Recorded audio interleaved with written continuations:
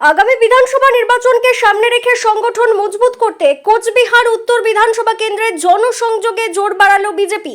সোমবার সকালে উত্তর বিধানসভা কেন্দ্রের বিধায়ক সুকুমার রায়ের নেতৃত্বে খাগড়াবাড়ি বাজার এলাকায় দলীয় প্রচার কর্মসূচি অনুষ্ঠিত হয়। এদিন বাজারে ব্যবসায়ীদের হাতে লিফলেট তুলে দিয়ে রাজ্য সরকারের পরিবর্তনের বার্তা প্রচার করা হয়। সাংবাদিকদের মুখোমুখি হয়ে বিধায়ক জানান, দীর্ঘদিন ধরেই বাড়ি বাড়ি গিয়ে মানুষের সঙ্গে যোগাযোগ রাখা হচ্ছে। সেই ধারাবাহিক কর্মসূচির অংশ হিসেবেই খাগড়াবাড়ি বাজারে এই প্রচার অভিযান। তার কথায়, পরিবর্তনের লক্ষ্যে মানুষের সমর্থনই আমাদের মূল শক্তি। রাজনৈতিক পরিসংখ্যানের দিক থেকেও এই অঞ্চলকে যথেষ্ট তাৎপর্যপূর্ণ বলে মনে করছে বিজেপি নেতৃত্ব। 2024 সালের লোকসভা নির্বাচনে জেলায় দল পরাজিত হলেও কোচবিহার উত্তর বিধানসভা কেন্দ্রে উল্লেখযোগ্য ভোট পায় বিজেপি। বিশেষ করে খাগড়াবাড়ি অঞ্চলে প্রায় 8000 ভোটে এগিয়ে থাকার দাবি ঘিরে সংগঠনের আত্মবিশ্বাস বেড়েছে। রাজনৈতিক বিশ্লেষকদের মতে খাগড়াবাড়ি গ্রাম পঞ্চায়েত এলাকা উত্তর বিধানসভা কেন্দ্রের নির্বাচনী সমীকরণে গুরুত্বপূর্ণ ভূমিকা পালন করে।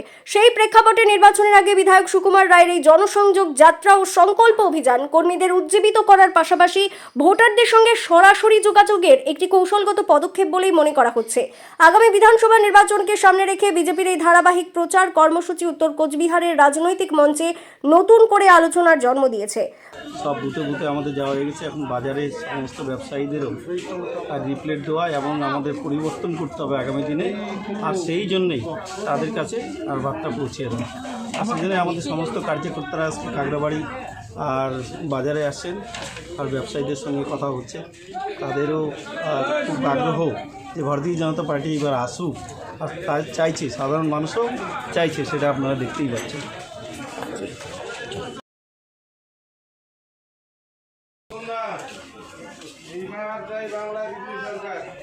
Bureau news, ABN 24/7, Cooch Behar.